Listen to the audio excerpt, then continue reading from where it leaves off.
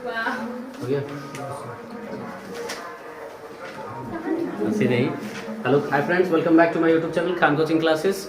मैं सेल्फ आफ्ताब आलम। दोस्तों आज हम लोग पढ़ने जा रहे हैं क्लास 12 का हिंदी का महा मैराथन, और जिसका मैंने आप लोगों को एक कोटेशन दिया है, अगर नीयत अच्छी हो तो नसीब कभी बुरा नहीं होता।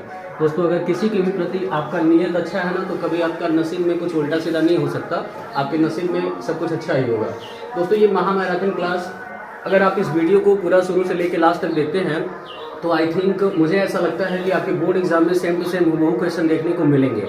ऐसा नहीं कह सकते कि आपको सेम टू सेम मिल सकते हैं, लेकिन ये है कि मैंने प्रयास किया है और शायद मेरे प्रयास की वजह से अगर कुछ आपको मिल जाए, आपको बेनिफिट हो जाए, तो मेरा भी पढ़ाना सफल हो जाएगा। तो दोस्तों इस वीडियो को लेकर शुरू से लेकर के लास्ट तक देखिएगा। एक चीज़ और कहना चाहेंगे वीडियो स्टार्ट करने से पहले कि अभी तक आप हमारे चैनल पर नए हैं, हमारे चैनल को जरूर सब्सक्राइब कर लीजिएगा, बेल आइकन के बटन को दबा लीजिएगा। और दोस्तों एक चीज़ और, अगर आप किसी को शेयर कर सकते हैं तो शेयर कर लीजिएगा, ताकि ज़रूरतमंद स्टूडेंटों को ये वीडियो प्राप्त हो जाए, जिसकी वजह से वो भी कुछ नंबर बोर्ड एग्जाम में हासिल कर सकें। तो चलिए दोस्तों समय नहीं गवाएंगे, सीधा सीधा पहला टॉपिक समझते हैं जो बोर्ड एग्जाम में एकदम फिक्स्ड क्वेश्चन है त्यागपथी से। आप जानते हैं ये गोरखपुर जिले में आता है, और जितने भी बच्चे अगर गोरखपुर के स्टूडेंट मेरा वीडियो देख रहे हैं तो जान लीजिए कि आपके जिले में त्यागपथी की कहानी लिखने के लिए आती है। जैसे अलग अलग जिले की अलग अलग कहानी आती है।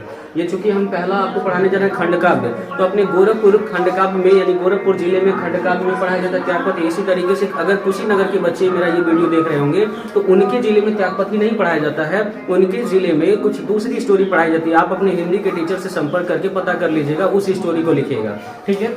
चलिए सीधा सीधा स्टार्ट करते हैं।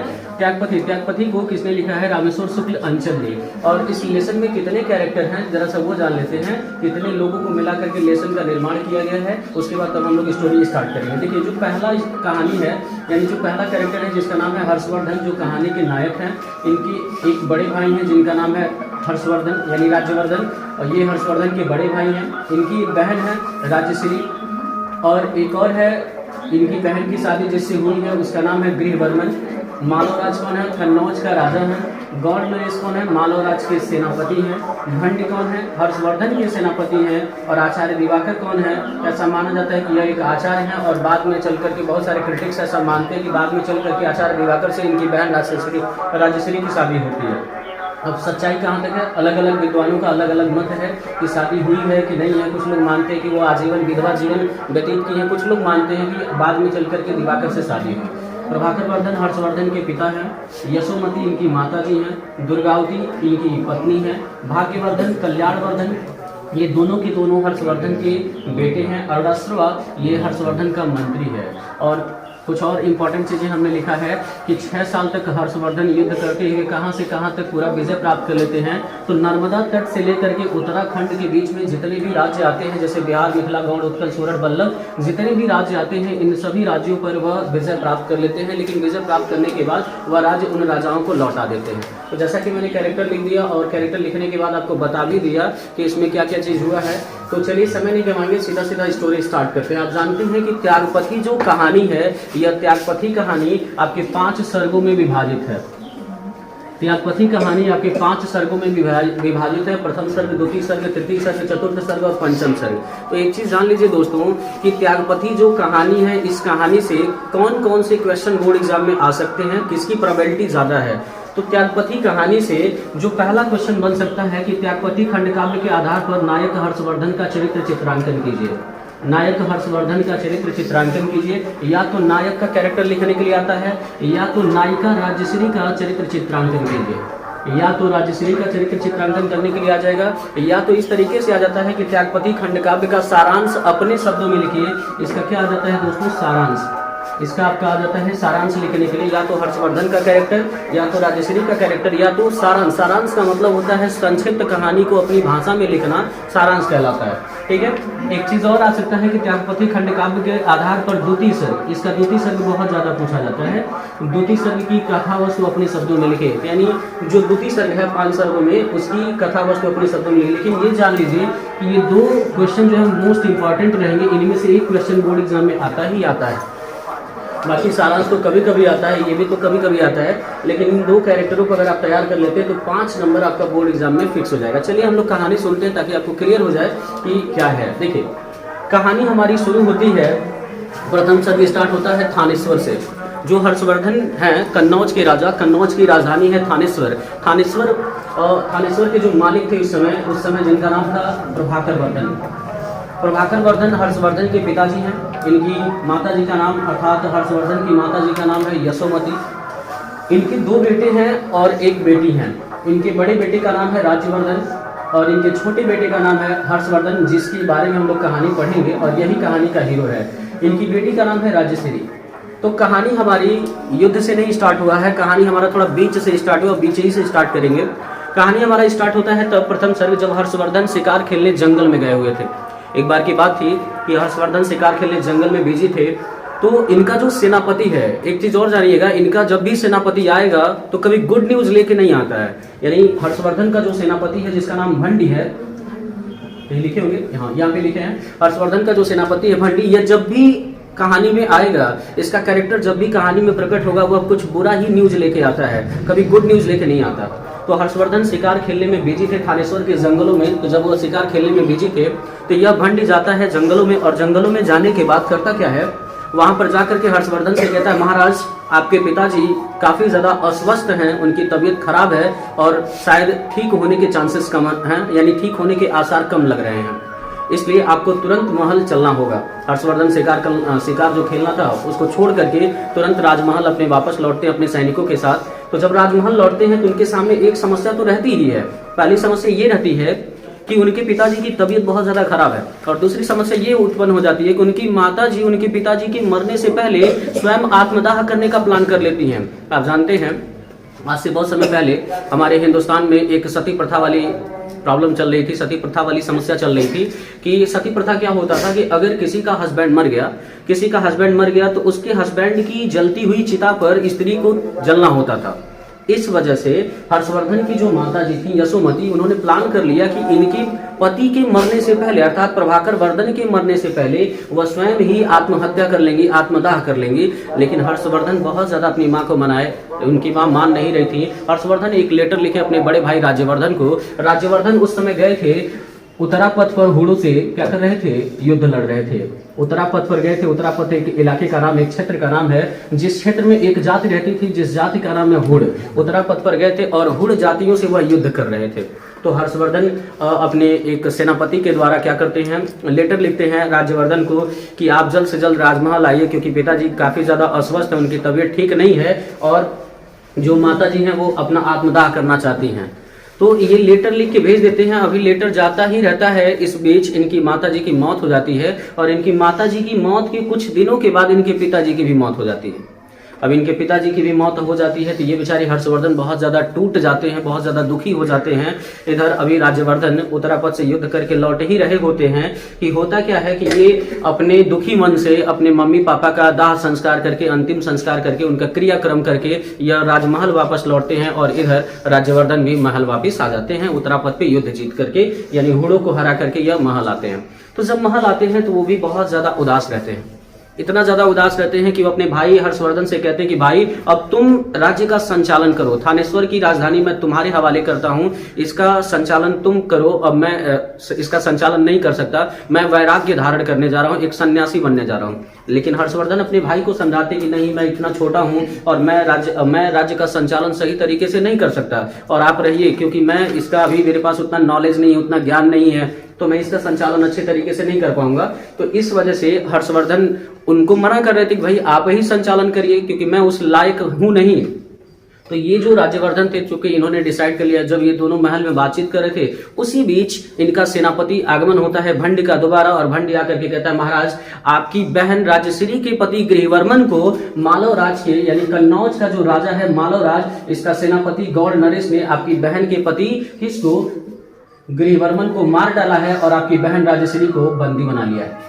आपकी बहन राजश्री को क्या किया है, बंदी बना लिया है। और जैसे ही इतना हर्षवर्धन सुनते हैं और राज्यवर्धन सुनते हैं तो राज्यवर्धन वैराग्य धारण करने का जो प्लान होता है वो कैंसिल कर देते हैं, और कैंसिल करने के बाद क्या करते हैं, वह कैंसिल जैसे ही करते हैं वह तुरंत अपनी विशाल सेना लेकर के, थानेश्वर की विशाल सेना लेकर के कन्नौज पर आक्रमण करते हैं और युद्ध में जाते हैं। युद्ध में जाने के बाद वह क्या करते हैं, मालव राज के जो सेनापति हैं और गौड़ नरेश, इनको युद्ध में हरा देते हैं, लेकिन धोखे से।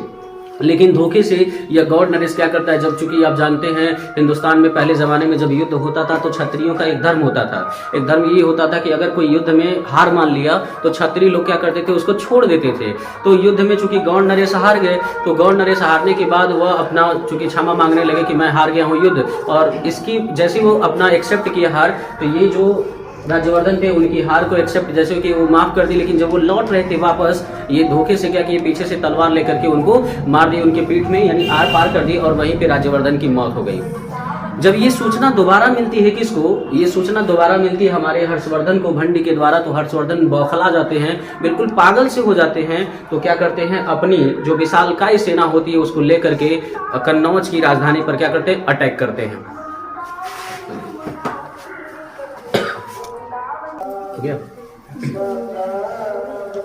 देखिए कहानी का हमारा जो पहला सर्ग था दोस्तों, वो यही समाप्त हो गया था कि जब राज्यवर्धन वापस अपने राजमहल लौटते हैं और अपने भाई से बातचीत करते हैं, वहीं पे कहानी का पहला सर्ग समाप्त होता है। कहानी का दूसरा सर्ग स्टार्ट होता है हमारा तब जब दोनों आपस में बातचीत करते हैं और राज्यवर्धन कहते हैं कि मैं अब वैराग्य धारण कर लूंगा, मुझे अब सन्यासी बनना है, मुझे अब युद्ध नहीं लड़ना है, और ये जो थानेश्वर राजधानी मैं तुम्हारे हवाले करता हूँ और इसका संचालन अब तुम करो। लेकिन हर्षवर्धन मना करते हैं अपने भाई राज्यवर्धन को कि नहीं, मैं अकेले संचालन नहीं कर सकता, इतना बड़ा राज्य है और इतने बड़े राज्य का मैं देखभाल नहीं कर सकता। दोनों आपस में बातचीत ही कर रहे थे, तभी हर्षवर्धन के सेनापति भंडी का दोबारा आगमन होता है और वो कहता है कि महाराज, आपकी बहन के पति, यानी आपकी जो बहन है राजश्री, उनके पति गृहवर्मन को मालवराज का जो राजा, कन्नौज का जो राजा है मालवराज, इसका जो सेनापति है गौड़ नरेश, आपके बहन के पति गृहवर्मन को जान से मार दिया है और आपकी बहन को बंदी बना लिया है। जैसे ही इतना सूचना वो सुनते हैं, वो करते क्या है, बिल्कुल नाराज हो जाते हैं और अपनी पूरी विशालकाय सेना लेने के बाद राज्यवर्धन यह अटैक करते हैं किस पे, कन्नौज पे। जब कन्नौज पे जाते हैं तो करते क्या है, उनसे लड़ाई लड़ते हैं, गौड़ नरेश से युद्ध में उनको पराजित भी कर देते हैं। और चूंकि युद्ध में जब वो पराजित हो जाता है गौड़ नरेश, तो वो हार मान जाता है। जब वो हार मानता है तो ये इसको छोड़ देते हैं, और जब ये वापस आ रहे होते हैं तो पीछे से क्या करता है, तलवार लेकर के उनकी पीठ में मार देता है और वहीं पे ऑन द स्पॉट उनकी मौत हो जाती है। इधर दोबारा भंडी सूचना लेकर के आता है हर्षवर्धन के पास कि महाराज आपके भाई की मौत हो गई। हर्षवर्धन बेचारे बहुत ज्यादा दुखी हो जाते हैं। अपनी विशालकाय संपूर्ण थानेश्वर की जो सेना थी, वो विशालकाय सेना लेकर के धावा बोलते हैं किस पर, कन्नौज पर। जब वह रास्ते में जा रहे होते हैं तो एक साधु से उनकी मुलाकात होती है और साधु उन्हें बताता है कि आपकी बहन जो राजश्री हैं, वह उनके चंगुल से बच करके जंगल की ओर भागते हुए गई हैं आत्मदाह करने के लिए। यह हर्षवर्धन जो होते हैं सोचते हैं कि कन्नौज पे अटैक बाद में करेंगे, सबसे पहले अपनी बहन की जान बचाना बहुत ज्यादा जरूरी है। तो अपनी बहन की जान बचाने के लिए वो जाते हैं जंगल की तरफ, और जंगल में जाते हैं तो देखते क्या कि इनकी बहन फांसी लगा करके उस पर चढ़ने वाली होती हैं। या जाते हैं वहां पे और उनको बचा करके वापस अपने कन्नौज लेकर के आते हैं। यहीं पे कहानी की दूसरा सर्ग हमारा समाप्त होता है। कहानी का जो तीसरा सर्ग है वो स्टार्ट होता है वहां से, जब वो अपनी बहन को वापस लेके चले आते हैं कन्नौज में, तो अपनी बहन को कन्नौज की शासिका बनाते हैं। और हर्षवर्धन एक कसम खाते हैं कि जिसने भी इनके भाई को मारा है, चाहे जिस वजह से मारा है, जिस भी गलती से मारा है, उन सभी राज्यों को मैं परास्त करूंगा, उन सबको मैं जीत लूंगा। हर्षवर्धन लगातार 6 साल तक वह युद्ध लड़ते हैं और ये माना जाता है कि हर्षवर्धन के पराक्रम और दिग्विजय का यह जो तीसरा सर्ग है वो प्रतीक माना जाता है, क्योंकि इस सर्ग में हर्षवर्धन केवल लड़ाई ही लड़े हैं। हर्षवर्धन 6 साल तक लगातार युद्ध लड़ते हैं और नर्मदा तट से लेकर के उत्तराखंड के बीच में जितने भी राज्य आते हैं, जैसे बिहार आया, मिथिला आया, गौड़ आया, उत्कल आया, सोरठ आया, वल्लभ आया, नेपाल आया, ऐसे बहुत सारे राज्यों को ये क्या करते हैं, जीत लेते हैं युद्ध में। और युद्ध में जीतने के बाद जब युद्ध जीत लेते हैं तो जीतने के बाद युद्ध का संचालन खुद नहीं करते हैं, वहां के जितने भी लोकल राजा होते हैं उन सभी लोगों को यह राज्य सौंप देते हैं और उनसे एक हिदायत भी देते हैं कि आप राज्य का संचालन करिए, लेकिन राज्य में अगर किसी दुखियारी को, किसी असहाय को कोई दिक्कत होगी तो आपके खिलाफ सख्त से सख्त कार्रवाई की जाएगी। तो उसके बाद राज्य का संचालन ये लोगों को सौंप दिए और अपना अच्छे तरीके से जीवन जीने लगे। इसी बीच हर्षवर्धन को एक लड़की से प्यार हो जाता है, जिस लड़की का नाम क्या है, दुर्गावती। जिस लड़की का नाम है दुर्गावती। और हर्षवर्धन चूंकि चाहते तो वो डायरेक्ट भी उससे शादी कर सकते थे, चूंकि एक राजा थे, लेकिन हर्षवर्धन कह लीजिए तो हर्षवर्धन इतने अच्छे थे कि उस लड़की का भी मन जानना चाहते थे कि क्या वह लड़की इनसे शादी करना चाहती भी है या नहीं चाहती है। तो हर्षवर्धन एक प्रपोजल भिजवाते, एक प्रस्ताव भिजवाते हैं दुर्गावती के घर तो दुर्गावती के घर वाले भी एक्सेप्ट कर लेते हैं क्योंकि एक राजा थे, और दुर्गावती भी एक्सेप्ट कर लेती है और इन दोनों की शादी हो जाती है। शादी के कुछ वर्षों के बाद हर्षवर्धन के 2 बेटे होते हैं। एक बेटे का नाम होता है भाग्यवर्धन और दूसरे बेटे का नाम होता है कल्याणवर्धन। भाग्यवर्धन, कल्याणवर्धन। जब हर्षवर्धन के 2 बेटे होते हैं तो इसी बीच हर्षवर्धन ने एक मंत्री बनाया था जिस मंत्री का नाम था अरुणाश्रवा। एक मंत्री को घोषित इन्होंने किया था जिस मंत्री का नाम था अरुणाश्रवा, और अरुणाश्रवा फिराक में था पूरा राज्य अपने नाम करने के चक्कर में। चूंकि हर्षवर्धन को मार नहीं सकता था क्योंकि हर्षवर्धन आर्मी के साथ चलते थे, तो सोचा क्या कि अगर हर्षवर्धन के बेटों को मैं मार दूं, इनका उत्तराधिकारियों को मैं मार दूं, इनके उत्तराधिकारी कोई बचेंगे नहीं, बचेंगे केवल हर्षवर्धन, और हर्षवर्धन को किसी तरीके से मैनेज करके मार देगा, व्यवस्थित करके मार देगा, तो राज्य इसके हवाले हो जाएगा, ये राज्य का संचालन करेगा। एक दिन रात में इनके बेटे भाग्यवर्धन और कल्याणवर्धन दोनों के दोनों सोए हुए थे। तो रात में हर्षवर्धन का जो सेनापति अरुणाश्रवा था वह रात में एक तलवार लेकर के जाता है और तलवार से सोए हुए इनके बेटों को मारता है। एक ही प्रहार में इनका सर धड़ से अलग हो जाता है। अगली सुबह एक गलती वो कर दिया, मारने के बाद वह वहां से थानेश्वर से गायब हो गया। अब आप जानते हैं कि थानेश्वर के राज्य में अगर राजा के बेटों की हत्या हुई और मंत्री ही गायब है तो सबसे पहले शक उसी पे ही जाएगा। तो सभी लोगों का शक उसी पे गया। अगले दिन जब सुबह हुआ, हर्षवर्धन देखे अपने मरे हुए बेटे को तो बहुत ज्यादा क्रोधित हो गए, आग बबूला हो गए, और उनका सबसे पहला शक अरुणाश्रवा पे ही गया क्योंकि यह मारने के बाद गायब हो गया, भग गया। अब इसको ढूंढ रहे थे लेकिन वो बेचारा कहीं मिल नहीं रहा था। एक दिन मार्केट में, बाजार में या कहीं जा रहे थे तो बाजार में इनकी मुलाकात उससे हो गई, अरुणाश्रवा से। वो वेश बदल करके कहीं जा रहा था लेकिन अचानक इनसे टकरा गया बाजार में, और बाजार में जब टकराया तो इनसे मुलाकात हुई। ये बीच बाजार में ही उसको पकड़ने के बाद जो खंबा था बीच बाजार में, उस खंबे में उसको टांग दिया गया, बांध दिया गया। और बांधने के बाद क्या किया गया, एक तलवार लिए, और चूंकि इनका भी वही प्लान था, जिस तरीके से इनके बेटों की बेरहमी से, जितनी बेरहमी से उसने मारा था उतनी ही बेरहमी से ये भी उसको मारना चाहते थे। तलवार लिए, और तलवार लेने के बाद जिस तरीके से एक ही प्रहार में उसने इनके बेटों का सर धड़ से अलग किया था, वैसे ये भी उसका सर धड़ से अलग कर दिया। कहानी का 3रा सर्ग हमारा यहाँ समाप्त होता है। कहानी का 4था सर्ग हर्षवर्धन की जो बहन है राजश्री और जो एक आचार्य हैं जो बौद्ध धर्म के उपासक हैं दिवाकर से, उनके वार्तालाप से स्टार्ट होती है। आचार्य दिवाकर हर्षवर्धन की बहन राजश्री को कहते हैं कि आप बौद्ध धर्म की उपासिका बन जाइए, बौद्ध भिक्षुणी बन जाइए। और चूंकि राजश्री भी चाहती थी कि वह एक बौद्ध भिक्षुणी का जीवन जिए, वो ऐशो आराम की जिंदगी नहीं जीना चाहती थी। वह आई अपने भाई हर्षवर्धन से कही कि भैया मैं ये ऐसा जीवन नहीं जीना चाहती, मुझे एक बौद्ध भिक्षुणी बनना है। इस पे हर्षवर्धन थोड़े से नाराज हो जाते हैं कि नहीं, इतना बड़ा राज्य का संचालन है, अब हमारे पास कोई है नहीं, ना मम्मी है ना पापा है, ना एक तो तुम्हारे पति भी नहीं है और मेरा बड़ा भाई भी मर गया है और हम ही दोनों बस परिवार में बचे हैं, इतने बड़े राज्य का संचालन अकेले मैं कर नहीं सकता।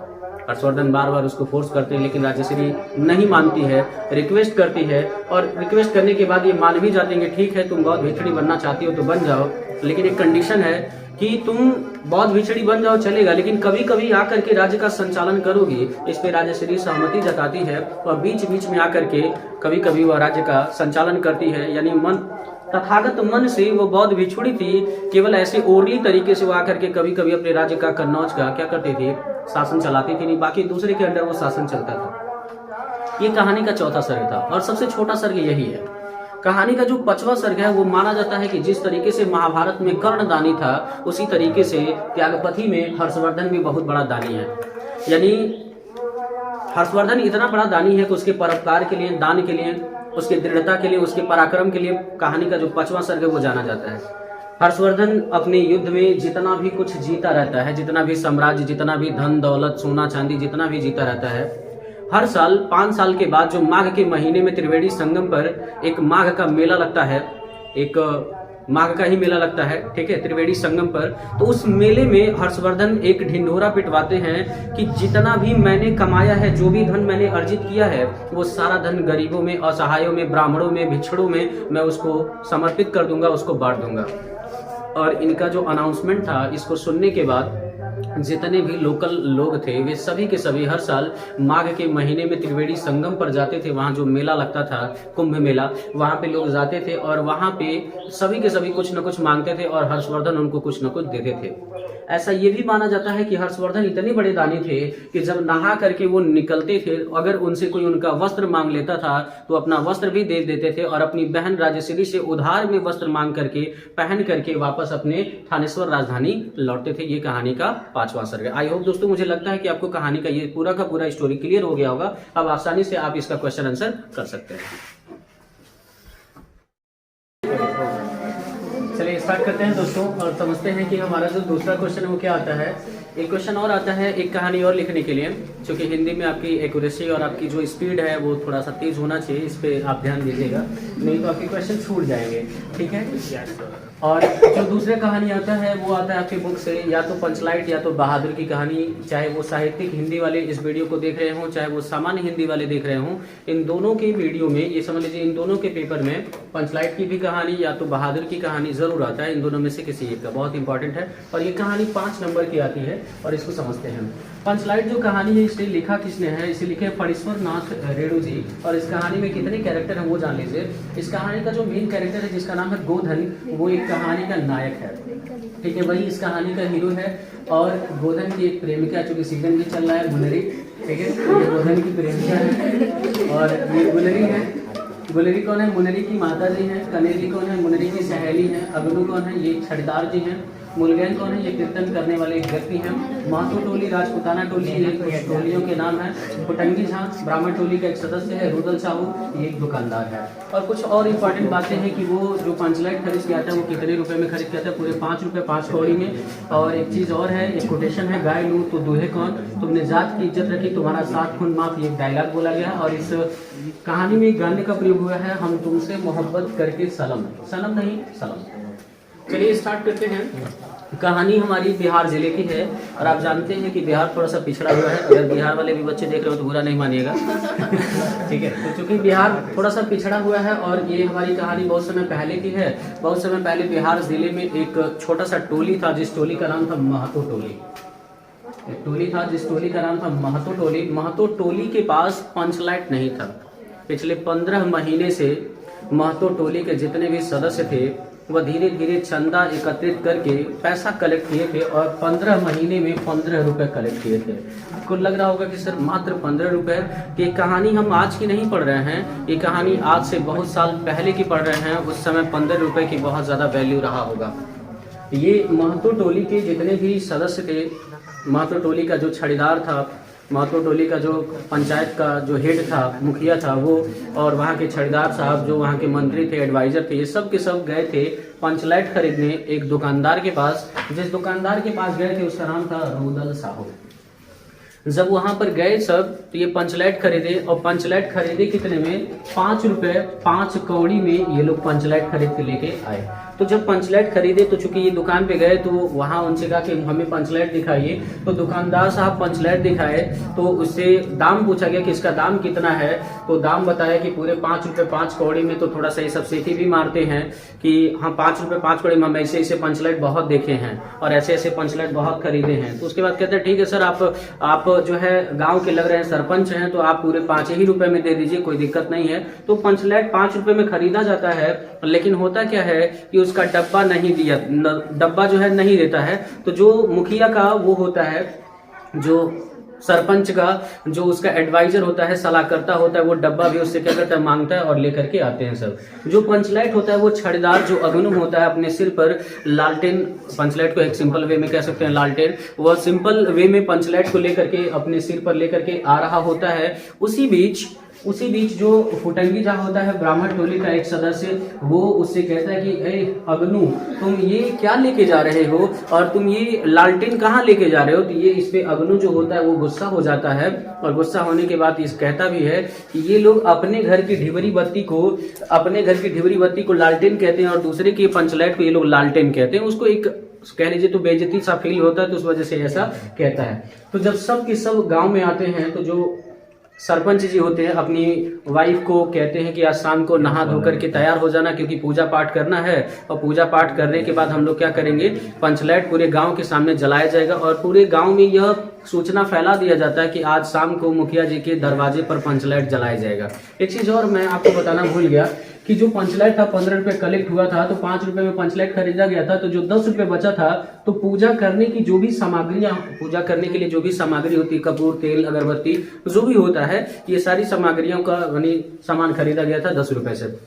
तो जब गांव में सब आए तो गांव में आने के बाद हुआ क्या कि पूरे गांव में ये सूचना फैला दिया गया कि आज जो है पूरे गांव के सामने मुखिया जी के द्वार पर पंचलाइट जलाया जाएगा और सभी लोग उपस्थित रहेंगे। और उसमें जो कीर्तन वाले लोग हैं, मुलगैन जो कीर्तन का मेन हेड है, इसको भी आमंत्रित किया गया कि आप आइएगा, पंचलाइट जब जलेगा तो उसमें आप अपना कीर्तन जो है जयगान कीजिएगा, अपना गाना वाना गाइएगा। तो मुलगैन भी अपने जो भी उसके साथ गाने वाले थे, जो उसके टीम में, उनसे भी कह दिया था कि जब भी हम लोग गाना स्टार्ट करेंगे तो राग में डेढ़ बेड़ नहीं होना चाहिए। डेढ़ बेड़ इन सेंस की राग में कोई उल्टा पुल्टा चीज नहीं होना चाहिए, नहीं तो सीधे कल से मैं बाइकाट कर दूंगा, तुम लोगों को इस टीम से निकाल दूंगा।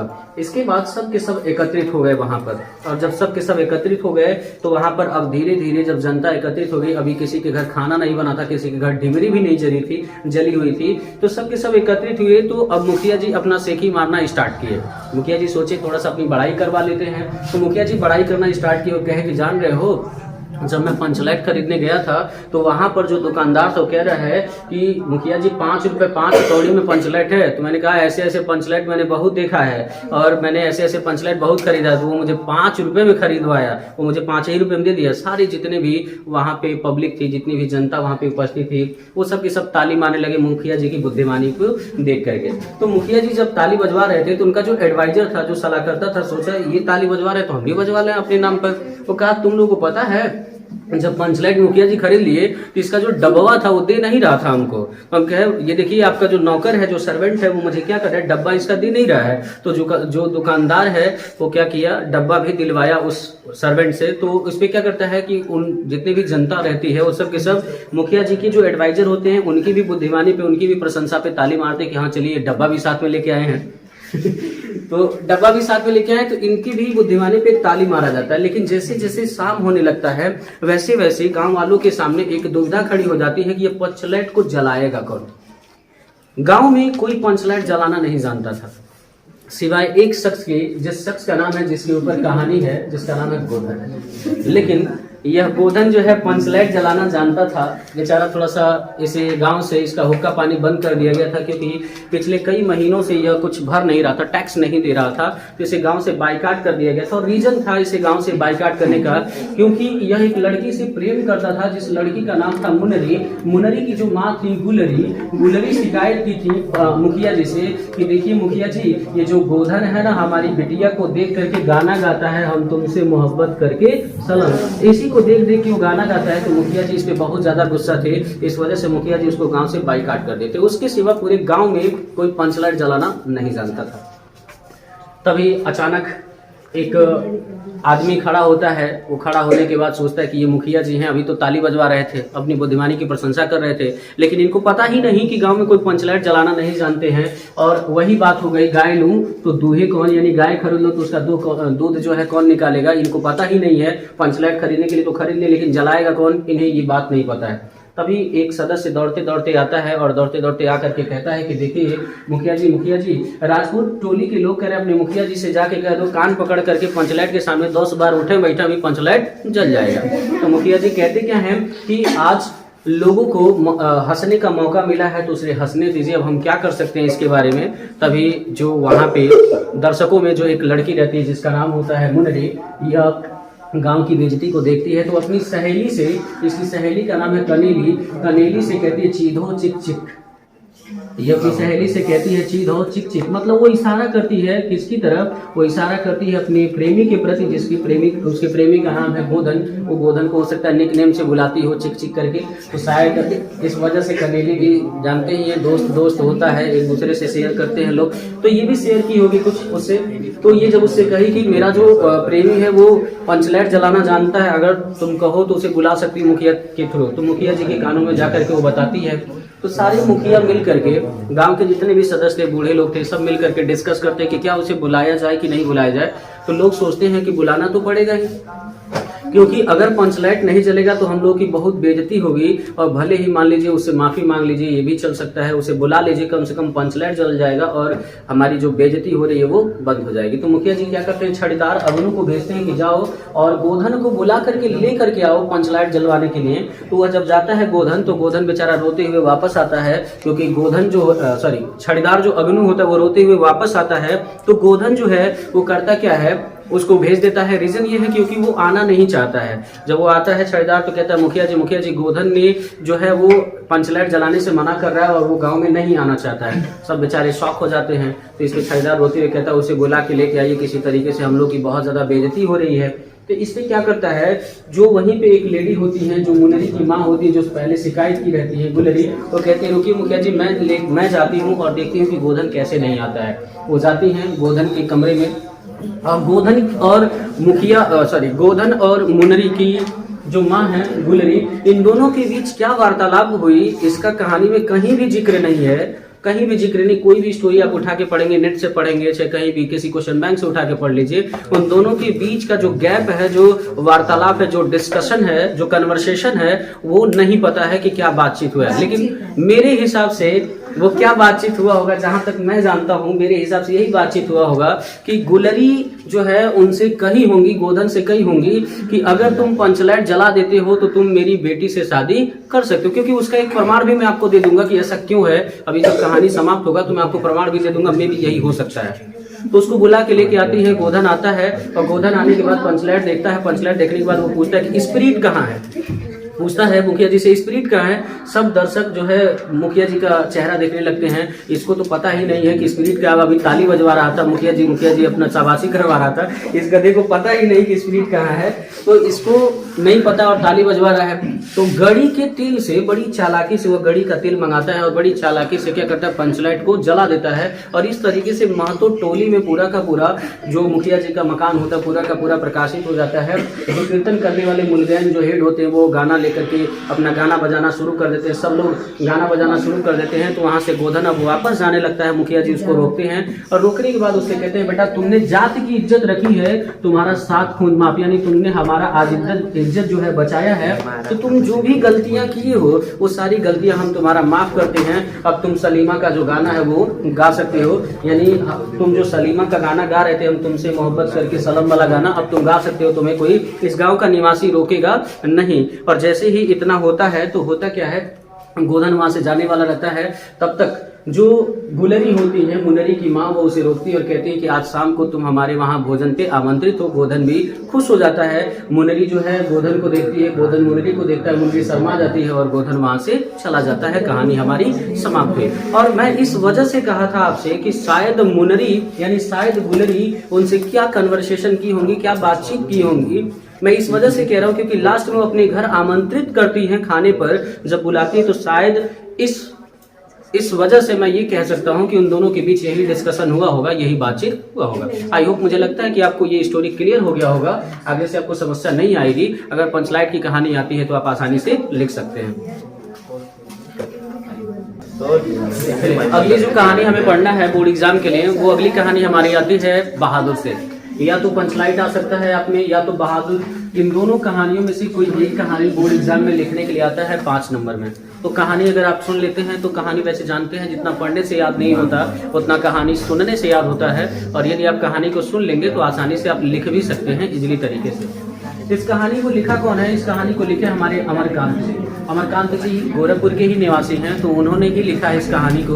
और ये कहानी कहीं और की नहीं है, ये कहानी हमारे गोरखपुर इलाके की ही है। और ये कहानी एक छोटे से बच्चे की है जिस बच्चे का नाम है दिल बहादुर। ये कहानी एक छोटे से बच्चे की है जिस बच्चे का नाम है दिल बहादुर, उसी की कहानी है। थोड़ा सा कैरेक्टर जान लेते हैं। कहानी का जो नायक है बहादुर, वह कहानी का क्या है, नायक है। छोटा सा लड़का है, 12-13 साल का वो लड़का है। निर्मला कौन है? बहादुर की मालकिन है। और किशोर कौन है? बहादुर यानी निर्मला के पुत्र हैं। 6 मील की दूरी नेपाल से तय करके गोरखपुर आता है। रोहू मछली खरीदा जाता है, देहरादूनी चावल होता है और 11 रुपए एक चीज और है। ठीक है, चलिए कहानी को हम लोग स्टार्ट करते हैं। कहानी स्टार्ट होती है हमारी गोरखपुर से। गोरखपुर इलाके में एक लेखक रहते थे जिनका नाम था पंडित अमरकांत। तो अमरकांत की जो वाइफ थी, जो पत्नी थी, जिनका नाम निर्मला था, वो अक्सर कर अपने हस्बैंड से एक जिद रटी हुई थी, एक ही बात रटती थी कि मुझे एक नौकर चाहिए। चूंकि जहाँ भी जाती थी, जिस भी फंक्शन में जाती थी, नौकरों को देखती थी और काम काज चूंकि घर के लोगों को कम करना पड़ता था। एक बार निर्मला जो थी अपने घर गई थी, चूंकि पंडित अमरकांत एक बार घर गए थे अपने, तो वहाँ पे शादी थी इनके बहन की। तो ये एक चीज़ नोटिस की थी कि ये लोग घर पे एक नौकर रखे थे, तो इससे अमरकांत के भाभी को थोड़ा कम काम करना पड़ता था। तो वही चीज़ निर्मला देखी थी, तो अपने पति अमरकांत से बार बार कहती थी कि हमें एक नौकर चाहिए ताकि घर का सारा काम काज कर सके और हम पे बर्डन कम हो जाए, हम पे बोझ कम हो जाए। इस वजह से क्या करती हैं कि वह एक नौकर की तलाश में रहती हैं। तो अमरकांत जी अपने साले साहब से ये बात कहे रहते हैं कि अगर तुम्हारे नज़र में कोई नौकर मिल जाए जो सस्ता हो और अच्छा हो, विश्वसनीय हो, अगर कोई ऐसा नौकर मिल जाए तो बताना हमको। तो इस वजह से अमरकांत के जो साले साहब थे, एक बार गोरखपुर जब आप जाएंगे तो गोरखपुर में एक बस स्टेशन है, जैसे जहाँ पे आप जाएंगे तो रेलवे स्टेशन से पहले एक बस स्टेशन पड़ता है, तो वहीं पे हमारा जो ये लड़का है बहादुर, वहीं पे यह भटक रहा था, अर्थात हाफ निक्कर पहन करके, हाफ टी शर्ट पहन करके और गले में रुमाल बांध करके यह वहीं पे भटक रहा था बिल्कुल। तो वहीं पे मुलाकात अमरकांत के साले साहब से होती है और अमरकांत के साले साहब उसका वहाँ नाम पूछते हैं, तो बताता है मेरा नाम दिल बहादुर है। और वो बताते क्या तुम नौकरी करना चाहते हो? तो बताता है कि हाँ मैं नौकरी करना चाहता हूँ, नौकरी की तलाश में हूँ। तो वो उसे लेकर के आते हैं किसके घर? वो उसे लेकर के आते हैं पंडित अमरकांत के घर। अब आपको ये जानना है कि वो आया क्यों था, क्या वजह था। थोड़ा सा स्टोरी को पीछे लेके चलते हैं कि वह छोटा सा लड़का आखिरकार यहाँ क्यों आया था, गोरखपुर में वजह क्या था। वो जो छोटे से लड़के के बारे में हम बात करें जिसका नाम दिल बहादुर है, वह है कहाँ? वो बिहार जिले का ही इंसान है और बिहार की ही ये कहानी है। तो बिहार के जस्ट बगल में, बिहार से जब बॉर्डर क्रॉस करेंगे तो नेपाल पड़ता है, तो नेपाल का ही वो निवासी है। तो बेचारा वहीं पे रहने वाला शख्स है। दिल बहादुर के पिताजी की युद्ध में मौत हो चुकी है, उसके माताजी हैं नहीं घर पे, उसके कोई नहीं, उसकी माताजी हैं और उसके पिताजी हैं, सॉरी उसकी माताजी हैं और केवल दिल बहादुर है। दिल बहादुर सारा दिन घूमता रहता है। यह जाकर के जंगलों में पक्षियों के यानी पेड़ों पर घोंसले से पक्षियों के अंडों को निकालता है और यह पूरा दिन नेपाली गाना गाता रहता है। इधर उधर भारत भ्रमण कह लीजिए तो इधर उधर केवल भ्रमण करता रहता है, इधर उधर घूमता रहता है। दिल बहादुर की एक भैंस भी है, क्योंकि वो एक बार अपने भैंस को चराने लेकर के गया था, तो इसकी भैंस कुछ थोड़ा सा दिक्कत कर दी थी, तो ये अपने भैंस को ज्यादा मार दिया था। ज्यादा मारने का मतलब 1-2 डंडा मार दिया होगा, 1-2 स्टिक मार दिया होगा। तो भैंस चिल्लाते हुए किसके पास गई? निर्मला के पास। निर्मला जितना प्रेम अपने बेटे से नहीं करती थी, उससे कहीं ज्यादा प्रेम वो अपने भैंसिया से करती थी अपने भैंस से करती थी ठीक है, तो कहीं ज्यादा प्रेम हुआ उससे करती थी। तो हुआ क्या कि जब वह उसके पास गई तो उसके दिमाग में एक प्लान आया कि कुछ और नहीं हो सकता है, यह जो निर्मला है ये सोची गया कि उसका बेटा ही अवश्य ही उसे क्या किया होगा, मारा होगा, तभी ये ऐसे करके आई है। तो वह गई और उसको पूरा अधमुअल की मौत मारी, यानी एक डंडा ली, मुआड़ा कह लीजिए, एक डंडा ली, डंडा लेने के बाद उसे पूरा बल भर पीटी, ऐसा पीटी जैसे मानो कि वह मेढक की तरह खेत में पसर गया, फैल गया इन द सेंस हम कह सकते हैं, पूरा फैल गया था बेचारा, कराह रहा था दर्द से। लेकिन उसकी माँ उसे बचाने तक नहीं आई, उसे मदद भी नहीं की और वो चली गई घर। रात हुआ, बेचारा बहादुर उठा वहां से और उठने के बाद किसी तरीके से घर में गया। घर में जाने के बाद किया क्या, हांडी में कुछ पैसा रखा हुआ था और हांडी में कुछ पैसा रखा हुआ था, उस पैसे को लिया और वहां से वो फरार हुआ। क्या किया, नेपाल के बस स्टेशन से बस पकड़ा। नेपाल से बस स्टेशन, उस समय गोरखपुर का बस स्टेशन की दूरी, नेपाल से बस स्टेशन की दूरी 6 मील थी। यह क्या किया, वहां पर बैठा बस स्टेशन पर और यहाँ गोरखपुर आया था और इसी वजह से वो भटक रहा था, नौकरी की तलाश में था और यहीं पे मुलाकात अमरकांत के साले साहब से हुई थी। मुझे लगता है अब आपको पता चल गया होगा कि वो आया क्यों था। अब अमरकांत के जो साले साहब थे उसे लेकर के जाते हैं पंडित अमरकांत के घर। तो वहाँ पे निर्मला इसको देखती है और इसका नाम पूछती है तुम्हारा नाम क्या है। तो बताता है कि मैम मेरा नाम दिल बहादुर है। तो जब वो इतना कहता है कि मेरा नाम दिल बहादुर है तो वो उसका नाम वहीं पे निकाल के हटाती है, यानी दिल बहादुर के आगे से दिल शब्द हटा देती है और उसका नाम रखती है कि आज से तुम्हारा नाम दिल बहादुर नहीं होगा, आज से तुम्हारा नाम बहादुर होगा। और इसी वजह से पाठ का नाम पड़ा बहादुर। यह नाम कौन दिया था? यह नाम देने वाली उसकी मालकिन निर्मला थी। और उससे कही थी कि देखो तुम हमारे वहाँ नौकरी करोगे तो तुम्हें सभी वक्त का खाना मिलेगा, पहनने के लिए कपड़ा मिलेगा, पैसे भी मिलेंगे तुम्हें, ठीक है, तो तुम अगर अच्छे तरीके से रहोगे तो सब कुछ होगा। लेकिन एक चीज़ और जान लो कि तुम्हें अगर हमारे वहाँ नौकरी करना है तो अपने से बड़े लोगों का सम्मान भी करना होगा, लोगों के जितने भी कामकाज हैं वो करना होगा। अगर पड़ोसी कोई तुम्हें बुलाता है तो तुम मुझसे यही कहना कि अभी आता हूँ, लेकिन जाना नहीं। बहादुर हाँ मैडम कह करके वो इशारा में बात किया और उसके बाद वो कहानी मतलब वो नौकरी स्टार्ट करने लगा। और जब नौकरी करता था तो सुबह सुबह ही बहादुर उठ जाता था। उठने के बाद वो करता क्या था, घर की सफाई कर देता था, चौका बर्तन जो भी था वो कर देता था, मैनेज कर देता था, ठीक है, घर की पूरी सफाई, बर्तन की धुलाई, सब कुछ करने के बाद वो तुरंत ही उसके आंगन में एक पेड़ था नीम का, और नीम के पेड़ पर झट से चढ़ जाता था, बिल्कुल एक रिछ बंदर की तरह चढ़ जाता था और दातुन तोड़ता था। तो जो पास के लड़के थे वे लड़के अक्सर उससे कहते थे कि तुम लोग बंदर को क्या कहते हो नेपाली भाषा में, तुम लोग छिपकली को नेपाली भाषा में क्या कहते हो। लेकिन बहादुर केवल एक प्यारी सी स्माइल देता था और वहां से चला जाता था। जब कभी निर्मला उसे पेड़ जो था, जब वो पेड़ पर चढ़ जाता है तो इसकी जो नौकर, इसकी जो मालकिन होती है निर्मला, वो आती है और कहती है अबे रिछ की औलाद, अगर तुम्हें कुछ हो जाएगा तो लोग यही कहेंगे कि मैंने एक नौकर रखा था और उसका सही तरीके से ख्याल नहीं कर पाया। बहादुर जब शाम को इसके मालिक आते थे अमरकांत, तो सारी कहानियाँ, दिन की कहानियाँ, वो सारी चीज़ें उनसे बताता था और अमरकांत बड़े प्यार से सुनते थे। जैसे बहादुर बताता था कि मालिक आज बहन जी सिनेमा देखने गई थी, आज भैया ये काम किया है, मतलब इतना अच्छे से बताता था। उसके कहने का जो टोन था, जैसे ही कहता था और वो तुरंत ही मुस्कुरा देता था, उसकी एक स्माइल ही लोगों के दिलों पे राज करती थी कह लीजिए तो, यानी बड़े प्यारी सी स्माइल देता था, जैसे आप लोग भी दे रहे होंगे। वो बहुत प्यारी सी स्माइल देता था। और होता क्या था कि कभी कभी जब से वो सब नौकर रखे थे तो बहादुर की जो मालकिन थी अक्सर कर जब उसे आंगन में खाना खाने के लिए लेके जाती थी, बुलाती थी, तो अक्सर कर दीवार के पास जाकर के कुछ उल्टा सीधा कहते थे। उल्टा सीधा कहने का मतलब ये था कि आजकल जिनके पास कलेजा होता है वही नौकर रखते हैं, जिनके पास दम होता है वही लोग नौकर रखते हैं। और देखो बहादुर तुम खाना खाया करो, हमारे मालिक ने कहा है, यानी तुम्हारे मालिक ने कहा है, हमारे पति ने कहा है कि 2 वक्त ज़्यादा खिलाना पड़े, अगर पैसा ज़्यादा देना पड़े तो दिया जाएगा, लेकिन नौकर को कोई तकलीफ नहीं होना चाहिए। और देखो दूसरे नौकरों की तरह नहीं है हम लोग, तुम्हें खाना नहीं अच्छे से देंगे, तुम्हें खाना होना जो है अच्छे तरीके से खाना होगा। स्टार्टिंग में जो बहादुर की मालकिन थी निर्मला, स्टार्टिंग में उनका जो रवैया था बहादुर के प्रति बहुत अच्छा था, लेकिन धीरे धीरे उनका रवैया बदलने लगा। जैसे स्टार्टिंग में इतना अच्छा था कि वो बहादुर से खाना नहीं बनवाती थी। वो एक लड़का था और लड़के की अहमियत जानते थे कि एक छोटा सा नन्हा सा 12-13 साल का लड़का खाना नहीं बना सकता है, इसलिए बहादुर के लिए खाना स्वयं बनाती थी, बाकी सारा काम वो कर देता था। एकदम समझ लीजिए कि एक एज अ मदर के रूप में वो स्टार्टिंग में थी। लेकिन जैसे जैसे आप जानते हैं कि नेचर बदलते वक्त टाइम नहीं लगता, नेचर और सिग्नेचर नहीं बदलना चाहिए दुनिया में कभी भी किसी को, तो नेचर उसका बहुत तेज़ी से बदल गया। रीज़न ये था कि उसका नेचर बदलने के पीछे उसकी जो पड़ोसी थी, वो पड़ोसियों ने इसे कह दिया कि आप नौकरों को अपने हाथ से बना करके खिला रही हैं, इससे नौकर का मन बढ़ जाता है।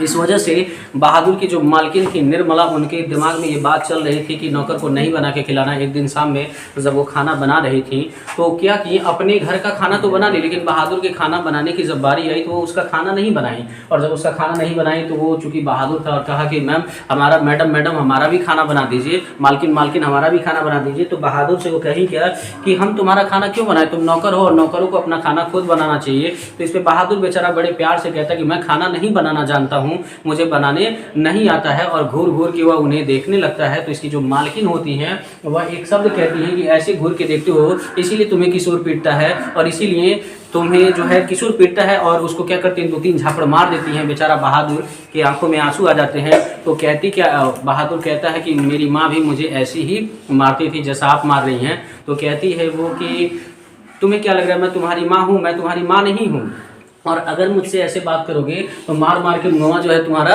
रंग दूंगी। ऐसे लैंग्वेज में बात करती कि मार मार के तुम्हारा मुंह लाल कर दूंगी, रंग दूंगी। और इसके बाद बेचारा बहादुर क्या करता है, रोते रोते उस रात खाना नहीं बनाता है और रोते रोते वो बेचारा सो जाता है। लेकिन रात में जब वो सोने जाता है तो एक ऐसा गीत गाता है, एक ऐसा मधुर गीत गाता है जैसे मानो कि कोई बछड़ा अपनी गाय से बिछड़ गया, अपनी माँ से बिछड़ गया। एक बिछड़ने की आवाज़ में वो गीत गाता है, रात में अपनी माँ को याद करता है कि जानते ही हैं कि किसी की भी माँ माँ होती है, चाहे वो कितना भी बुरी क्यों ना हो, लेकिन ऐसे विषम परिस्थिति में वो हेल्प जरूर करती है। तो बहादुर रात में अपनी माँ को याद करता है, लेकिन सुबह जैसे ही होता है वो रात का जो भी कंडीशन होता है वो सब कुछ भूल जाता है और फिर नए सिरे से वो ज़िंदगी की शुरुआत करता है, नए सिरे से फिर से काम करता है। बहादुर का जो मालिक था उसका एक बेटा था जिसका नाम था किशोर। किशोर का बहादुर से पटता नहीं था। रीज़न ये इस वजह से था क्योंकि वो इसका सारा काम करता था, जैसे उसके साइकिल की सफाई करना, उसका बैग ला करके उसके रूम में रखना, और जब शाम को आता था तो उसके पैरों की या उसके पूरे बॉडी की, उसके पूरे शरीर की मालिश करना, तेल लगाना, मुक्की करना, यानी सर पे उसकी मुक्की लगाना, ठीक है, दबाना उसके सर को, ये सारा काम काज करता था। और कहीं गलती से भी अगर कोई गलती हो जाती थी तो बहादुर को वो हमेशा पीटता रहता था। ये बात निर्मला को भी पता थी, ये बात अमरकांत को भी पता थी, लेकिन ये दोनों सुधर नहीं रहे थे। मतलब न तो वही सुधर रहा था, किशोर भी सुधर नहीं रहा था। तो दिक्कत ये था कि अब ये चूंकि ये समझे थे, क्या नाम है, अमरकांत जी ये सोचे कि शायद मालिक और नौकर के बीच में ये छोटी मोटी बातें होती रहती, इस पर ज़्यादा ध्यान नहीं देना चाहिए। एक दिन शाम हुआ तो जब वो आया तो बेचारा ये मुँह फुला के खड़ा हुआ था। एक दिन शाम के टाइम ये मुंह फुला के खड़ा हुआ था तो इसे पूछा गया कि तुम क्यों ऐसे मुंह फुला के खड़े हो। ये बताया कि मालिक आज भैया ने मुझे सुअर का बच्चा कह दिया। बड़े उदास वाली अवस्था में कहता है कि आज भैया ने मुझे सुअर का बच्चा कह दिया, अर्थात भैया ने मुझे, मेरे पिता को सुअर कह दिया, उसने मुझे गाली दिया, उसे ऐसा नहीं कहना चाहिए था मालिक। तो इस पर थोड़ा सा बहादुर को बहुत बुरा लगता है। तो बहादुर को एक साइड में ले जा करके वो उसे समझाते हैं, देखो बेटा कि नौकर और मालिक में इतना तो होता रहता है, खैर कोई बात नहीं, मैं उसे समझाऊंगा। लेकिन वो समझाते नहीं अपने बेटे को। लेकिन बहादुर जो है जब वो अमरकांत जी से समझाते हैं, देखो मैं नहीं तो तुम्हें कुछ कहता हूँ, और जाहिर सी बात है अमरकांत आज तक उसे हाथ भी नहीं लगाए थे, एक दो झापड़ भी कभी नहीं मारे थे, उसे डांटे भी नहीं थे। तो उनकी बातों को सुन करके बहादुर को लगता है चलो कोई बात नहीं, मालिक तो नहीं कुछ कह रहे हैं, छोड़ जाए दो, ये उनके बच्चे हैं, शायद उतना दिमाग नहीं है तो ये कह दे रहे हैं। उसके बाद बहादुर फिर काम करना शुरू कर देता है। अब घर में बहादुर को मारने वाले दो लोग हो गए, एक किशोर और दूसरा उसकी मालकिन निर्मला। ये दोनों लोग ताबड़तोड़ उसकी पिटाई करते थे। ताबड़तोड़ पिटाई करने का मतलब अगर बहादुर से छोटी सी भी छोटी गलती हो जाती थी तो किशोर भी उसे पीट देता था, और निर्मला तो चूंकि अब थोड़ा सा इसका रवैया ही बदल गया था, उसे पीटने लगती थी। और अगले दिन हुआ क्या, जैसे एक दिन जब खाना बनाने गया था बहादुर, तो हुआ क्या था, जब आटा को ये गूंथ रहा था तो आटा गीला हो जा रहा था, बना नहीं पा रहा था बेचारा, क्योंकि अपने जीवन में कभी खाना बनाया ही नहीं था। आटा गीला हो जा रहा था, लेकिन किसी तरीके से बनाया और रूखी सूखी रोटी लेकर के वह खाया था। इस तरीके से धीरे धीरे वो खाना भी बनाना सीख गया। यानी देखा जाए तो अगर खाना बनाने में अगर उसको सीखने की बात किया जाए तो शायद निर्मला का अहम किरदार है कि अगर निर्मला उसे डांटी नहीं होती तो शायद वो खाना बनाना भी नहीं सीखा होता कभी जीवन में। तो शायद उसके डांट की ही वजह से वो खाना बनाना भी सीख गया, ऐसा कह सकते हैं, ऐसा कह सकते हैं। शायद अदर वे में ही कहें, लेकिन ऐसा कह सकते हैं कि अगर वो डांटी नहीं होती तो खाना बनाने की कभी प्रैक्टिस किया नहीं होता। बहादुर के घर एक दिन, इन द सेंस हम कह सकते हैं कि अमरकांत के घर एक दिन उनके रिश्तेदार साहब आए। तो जो रिश्तेदार लोग आए थे उनमें एक महिला थी, थोड़ी सी दुष्ट टाइप की, थोड़ी सी लालची टाइप की महिला थी। वो आई और सब लोग आई तो बैठ करके नाश्ता पानी हुआ। बहादुर काम कर रहा था अपना और काम में बिजी था। तो वो महिला अचानक से ऐसे बैठी थी और अचानक से वो कुछ ढूंढने लगी। जब वो अचानक से ढूंढने लगी तो चूँकि महिला जब आई पानी पी तो उससे पहले एक चीज़ और घटना हुआ था। उससे पहले ये लेखक गया बाजार और बाजार से रोहू मछली खरीद के लाया। रोहू मछली के साथ देहरादूनी चावल खरीद के लाया। तो चूँकि आप जानते हैं किसी के भी घर कोई गेस्ट आता है तो कोई अच्छी चीज़ ही लोग बनाते हैं। तो ये बाजार गया, रोहू मछली और देहरादूनी चावल खरीद के ले गया और बैठ गया और बातचीत कर रहा था। तो जब बातचीत कर रहा था देखा क्या कि वो महिला कुछ ढूंढ रही है नीचे। उनसे पूछा आप क्या ढूंढ रहे हैं? तो कहती हैं क्या कि अभी साड़ी के पल्लू से मैं खोल के 11 रुपये रखी थी, लेकिन जब रास्ते में आ रही थी तो मुझे कोई दुकान नहीं दिखा। दुकान नहीं दिखा तो मैं सोची कि वहाँ चलूंगी तो इसमें से मैं कुछ किराया दे दूंगी और जो पैसे बचेंगे तो मैं जैसे यहाँ से जब निकलूंगी तो बच्चों के हाथ पे रख दूंगी। अब तो भला हो, देखिए मेरे पास पैसे ही नहीं है। और सारा शक जो था उन सबका, सारा शक बहादुर के ऊपर ही जा रहा था। तो बहादुर से जब वो पूछता है, मतलब वो कहते कि कहीं वही आपका नौकर जो है वो तो पैसे नहीं लिया है। तो पहले तो वो अमरकांत जी मना करते, नहीं वो ऐसा नहीं कर सकता है। तो इस पर वो जो उसका जो हस्बैंड रहता है कहता है नहीं आप नहीं जानते ऐसे लोगों को, ऐसे लोग कर सकते हैं, बुला के पूछिए। बहादुर को बुलाया जाता है तो बहादुर आता है और बहादुर कहता है कि नहीं मालिक, मैंने ये पैसे नहीं चुराए, मैं तो देखा भी नहीं कैसे पैसे हैं, मुझे पता ही नहीं कि यहाँ पैसे आपने रखा है कि नहीं रखा है। उसे पूछा जाता है कि तुम यहाँ से गए हो? तो बताता है हाँ मैं गया था और मैं सामान ले करके आया, मुझे नहीं पता कि ये पैसा था कि नहीं था, कितना पैसा। आप तो मालिक जानते हैं कि जब भी कभी मैं बाजार जाता था पैसे बचता था तो मैं खुद ही मालिकिन को ला के दे देता था, मैं चोरी नहीं किया हूँ। लेकिन बार बार उसके ऐसा कहने पर जब वो मना कर रहा था, पता नहीं अचानक अमरकांत को क्या गुस्सा हुआ, क्या कौन सा गुस्सा चढ़ गया कि वो अचानक उठे और उठने के बाद हाथ से जोरदार थप्पड़ मारे और बहादुर बेचारा नीचे गिर गया। उतना बुरा उसे इससे पहले नहीं लगा था। ऐसा नहीं था कि वो कभी मार नहीं खाता था, वो डेली मार खाता था, लेकिन उस दिन उसको इतना बुरा लगा क्योंकि उसका जो मालिक जो उस पर विश्वास नहीं करता है, जो आज तक उसके ऊपर हाथ नहीं उठाया था, वो उसको मार दिया और बेचारा वो जो नौकर था बहादुर वो रोने लगा, उसकी आंखों से आंसू आने लगे। तो इस पे जो जो लेडी होती हैं उनका जो हस्बैंड होता है वो कहता है सर आप नहीं जानते, ऐसे लोग बड़े घाघ होते हैं, बड़े घाघ टाइप के होते हैं। ऐसे लोग करते क्या हैं, पैसा पा जाते हैं तो जमीन में ले जा करके गाड़ देते हैं या तो झाड़ियों के पीछे छिपा देते हैं। और वो एक अंग्रेजी शब्द इस्तेमाल करता है कि you do not know this types of people are expert in this art. आप ऐसे लोगों को नहीं जानते, ऐसे लोग ऐसी चोरी करने में बहुत ज्यादा एक्सपर्ट होते हैं। वो बहादुर के हाथों को पकड़ करके जबरदस्ती करके उसे पुलिस थाने लेके जाना चाहता है ताकि वो बता दे, लेकिन वास्तव में अगर देखा जाए तो पैसा लिया ही नहीं तो बताएगा क्या। वो बार बार कह रहा था मालिक मैं पैसा नहीं लिया हूँ, मुझे नहीं पता कैसा पैसा, लेकिन अंततः उसे छोड़ दिया जाता है और ये सब चले जाते हैं। जब ये सब चले जाते हैं उसके अगले दिन से होता क्या है कि बहादुर से गलतियां अब ज़्यादा होने लगती हैं। बहादुर से जब ज़्यादा गलतियां होने लगती हैं तो बहुत ज़्यादा पिटाने लगता है। अब घर में कई लोग मारने वाले हो गए थे। किशोर जो था वो ऑलरेडी पीट रहा था, उसको बहुत पहले से ही मार रहा था, और निर्मला भी अब उसको पीटने वाली थी। अब तो और जो इसका मालिक था अमरकांत, वो जो इसके ऊपर कभी हाथ नहीं उठाता था वो भी इसे पीटने लगा। तो हुआ क्या कि अब बहादुर को मारने वाले ज़्यादा लोग हुए और इंसान को जितना ज़्यादा मारा जाता है वो उतना ही ज़्यादा गलतियाँ करता है। जो इंसान समझाने से समझ जाए तो बेहतर है। तो इस वजह से उससे गलतियाँ ज़्यादा होने लगी। एक दिन हुआ क्या, एक दिन बहादुर काम करके आ रहा था, सील और जो बट्टा था उसका लेकर के आ रहा था, उसे धुल करके रखने जा रहा था सूखने के लिए। तो जैसे ही उठा करके उसे रखने जा रहा था तो बेचारा सील बट्टा उसका छूट गया और टूट गया। तो बहादुर सोचा कि अब तो और ज़्यादा पिटाई होगी, तो वो घर से क्या हुआ, भाग गया। शाम हुआ, शाम के टाइम अमरकांत जी जब आए घर पर तो देखे इनकी बीबी ऐसे बैठी उदास, घर का कोई भी काम काज नहीं हुआ है। तो अमरकांत जी उनसे पूछते हैं निर्मला से कि क्या हुआ, तुम ऐसे उदास क्यों बैठी हो। तो बताती है कि बहादुर भाग गया। तो पूछता है बहादुर भाग गया मतलब क्या है, कहाँ भाग गया। तो कहती है कि बहादुर चला गया, घर से चला गया। तो वो पूछता है क्यों चला गया, क्या बात है, क्या लेके गया। तो कहती कोई कुछ लेके नहीं गया, इसी बात का दुख है कि कुछ लेके नहीं गया। वो भगा ही तो मुझे बता के भगा होता, क्या मैं उसको पैसे नहीं देती या क्या मैं उसे खाना पीना नहीं देती, उसे कपड़ा लत्ता नहीं देती। तो बहादुर से जब वो पूछता है, मतलब निर्मला से जब वो पूछता है कि आखिर क्या वजह था, कि किस वजह से भगा, तो बताते हैं कि आज सुबह सुबह तो सब कुछ सही था, वो सील बट्टा लेके जा रहा था, सील उसके हाथों से छूट गया और टूट गया। तो क्या मैं उसको मारती सील टूटने के, क्या मैं सील टूटने के लिए उसको मारती, मैं तो कभी मारती ही नहीं हूँ। और इस वजह से वो भाग गया। तो मेरे साथ बहुत ऐसा है, बेचारा किशोर ढूंढ करके आता है उसे रोते रोते। वो कहता है मम्मी मम्मी बहादुर कहीं मिल नहीं रहा है। तो जब किशोर आता है तो वो चूंकि ये भी पश्चाताप कर रहा था, ग्लानि महसूस हो रहा था, आज से पहले बहुत पीट रहा था, उस दिन उसका काम काज हुआ नहीं होगा, इस वजह से वो भी ग्लानि महसूस कर रहा था। तो लेखक को ऐसा लगा कि इन्होंने एक ऐसे लड़के को घर से निकाल दिया जो लड़का बहुत ज़्यादा विश्वसनीय था। इसके बाद उससे पूछे क्या वो बात सही थी, 11 रुपए वाली बात, जो चोरी वाली बात थी, वो बात सही थी कि नहीं सही थी। तो निर्मला कहती है आप तो जानते हैं उन रिश्तेदारों को, उनके पास पैसे वैसे तो होते नहीं, झूठे बहाना बनाते हैं, और रास्ते में किसके पास दुकानें नहीं होती है, सब दुकानें तो रहती हैं, कौन नहीं खरीद सकता मिठाई। अगर उन्हें देने का ही होता तो ऐसे आप जानते नहीं हमेशा आती हैं, कुछ देती नहीं, झूठ में बहाना बनाती हैं। तो इस पर अमरकांत जो होती है कहते तुम्हें पहले बताना चाहिए ना, मैंने बहादुर के साथ कितना अत्याचार किया। लोगों को पछतावा होता है, किशोर भी पश्चाताप करता है कि माँ बहादुर को बुलाओ, आज के बाद मैं उसे कभी मारूंगा नहीं, कभी हाथ नहीं लगाऊंगा। निर्मला भी बेचारी परेशान हो जाती है, अमरकांत भी परेशान हो जाते हैं। इस तरीके से बहादुर का जो जीवन है वह इतने दयनीय अवस्था में गुजरता है और बहादुर हमेशा हमेशा के लिए अमरकांत जी का घर छोड़ करके हमेशा हमेशा के लिए अपने गाँव वापिस चला जाता है। कहानी हमारी समाप्त है।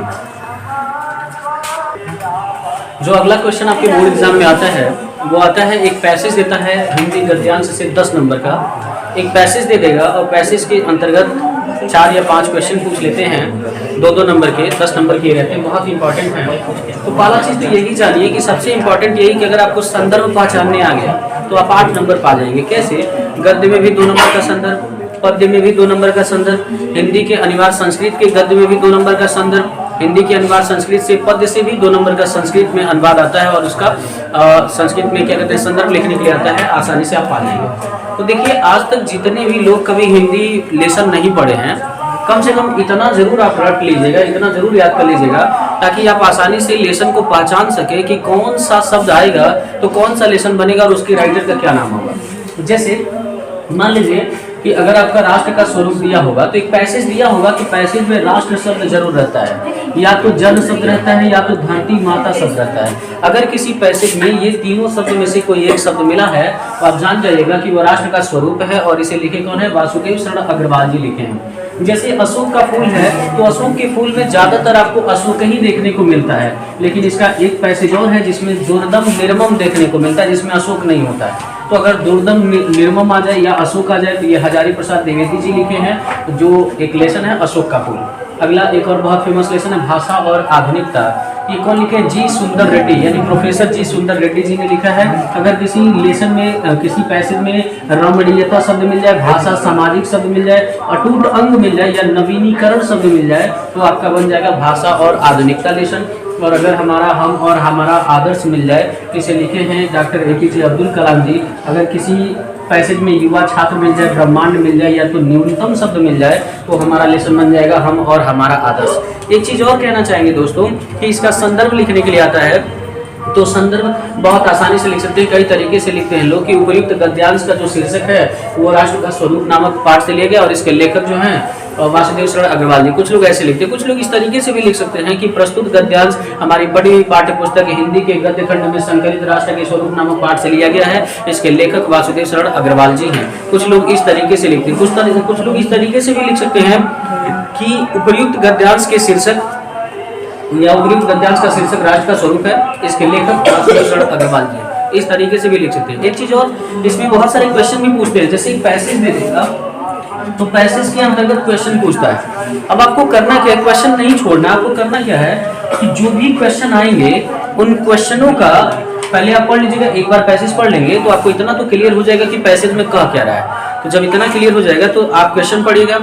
एक चीज आप ध्यान दीजिए, अगर आपको नहीं छाट के लिखने आता है आंसर, तो जो पैसेज में जो क्वेश्चन पूछा जाता है उस क्वेश्चन में जरूर 2-3 लाइन ऐसा होता है या 2-3 वर्ड ऐसे होते हैं जो पैसेज में हूबहू मैच करते हैं। हूबहू मैच करते हैं तो आप क्या कर सकते हैं, उस लाइन को ही उठा के लिख सकते हैं। हम ये तो नहीं कहेंगे आपसे कि आपको 2 में 2 परफेक्ट मिलेगा, लेकिन इतना जान लीजिए दोस्तों, आपको 1 नंबर या 1.5 नंबर जरूर मिल जाएगा। अगर आप छाट के लिखना जानते हैं, बेहतर तरीके से जानते हैं, तो आप आसानी से उसको लिख सकते हैं, तब आपको 2 में 2 मिल जाएगा।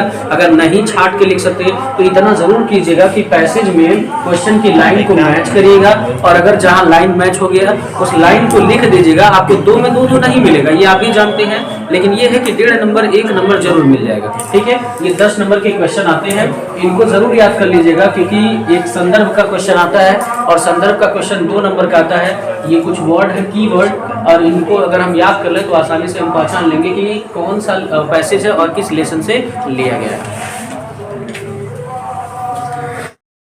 अगला जो क्वेश्चन आता है 10 नंबर का, वो हमारा आता है हिंदी के पद्य से। तो हिंदी के पद्य से भी बोर्ड एग्जाम में आपके 10 नंबर के आएंगे, और पद्य में ऐसा कौन सा लेसन है जिसको हम पढ़ लें तो हमारा आसानी से एक स्टेंजा मैच कर जाएगा आसानी से। आप 5 लेसन पढ़ लीजिए और 5 लेसन के कुछ की वर्ड हैं उन्हें आप प्रिपेयर कर लीजिए, तो आप आसानी से जान जाएंगे कि कौन सा लेसन किसने लिखा है। जैसे पहला लेसन ये बहुत ज्यादा इंपॉर्टेंट है और ज्यादा चांसेस इसी लेसन से बनते हैं, पवन कृतिका से ही। ठीक है, अयोध्या सिंह उपाध्याय हरिओत जी ने इसे लिखा है। अगर किसी स्टेंजा में आपको पवन मिल जाए, खिरना शब्द मिल जाए, लज्जाशील शब्द मिल जाए, उपोन शब्द मिल जाए, या तो सतपुष्प मिल जाए, या तो प्रिय विरह शब्द मिल जाए, तो आपका लेसन बनता है पवन द्योतिका, और इसे लिखे अयोध्या सिंह उपाध्याय हरिओत जी। आप अगर चाहें सिंपल में तो हरिओत भी इनको लिख सकते हैं। ठीक है, मैंने पूरा नाम नहीं लिखा है स्पेस की वजह से, तो आप चाहें तो हरिओत भी लिख सकते हैं। अगला कैकेयी का अनुताप। कैकेयी का अनुताप कौन लिखे? मैथिली सदगुप्त जी।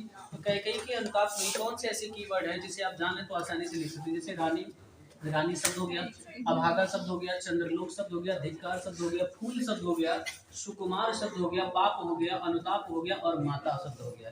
ऐसे कुछ कीवर्ड हैं जिन्हें आप लर्न कर लीजिए तो आप आसानी से जान जाएंगे कि ये किस लेसन का है।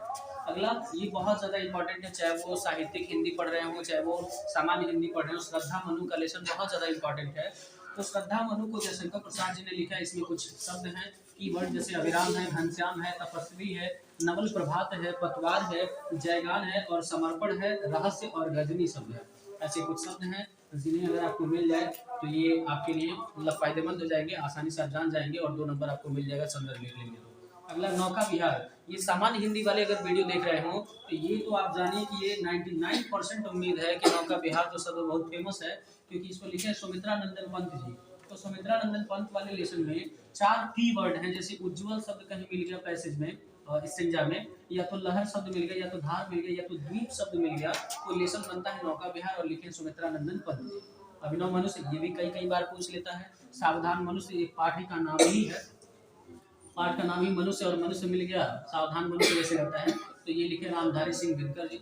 आसानी से इसको आप पहचान लेंगे। और एक चीज और है, इसमें कुछ क्वेश्चन भी पूछते हैं, तो जब आप इनको पढ़ेंगे तो इसका अर्थ जब आप निकालेंगे तो बहुत ज्यादा डिटेल में अर्थ नहीं जाता है, उसका बहुत सिंपल वे में ही होता है, क्योंकि अनिवार्य संस्कृत तो है नहीं कि अर्थ निकालने की जरूरत पड़ेगी। तो आप क्या कर सकते हैं, आसानी से उसके जो क्वेश्चन आंसर दिए हैं, क्वेश्चनों का आंसर आप उसमें पढ़ेंगे 1 से 2 बार तो आपको क्लियर भी हो जाएगा, आसानी से उसको कर ले सकते हैं। ये 10 नंबर का आता है, इसको आप आसानी से सॉल्व कर सकते हैं।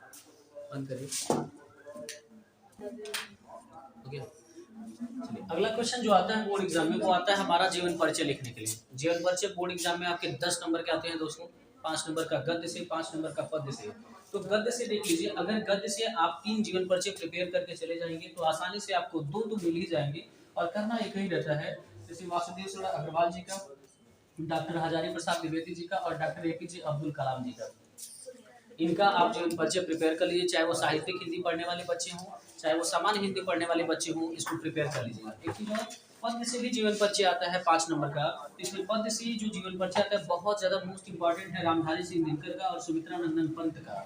और जो सामान्य हिंदी पढ़ रहे हैं उसको थोड़ा सा एक बार और देख लीजिएगा, जयशंकर प्रसाद जी का, जयशंकर प्रसाद जी का जीवन परिचय देख लीजिएगा। लेकिन जितने भी बच्चे अगर साहित्यिक वाले हैं, जो साहित्यिक हिंदी पढ़ते हों, वो सूर्यकांत पाटिल निराला जी का भी देख लीजिएगा, क्योंकि ये बहुत ज्यादा इंपॉर्टेंट है साहित्यिक हिंदी के लिए। इतना अगर आप जीवन परिचय प्रिपेयर कर लीजिए तो आपका 10 नंबर आसानी से क्लियर हो जाएगा, कोई दिक्कत नहीं होगा।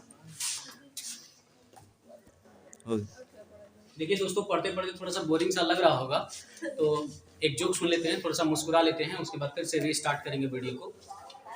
कि ऐसा है, एक हस्बैंड था और एक उसकी वाइफ थी, तो दोनों की पहली बार शादी हुई थी।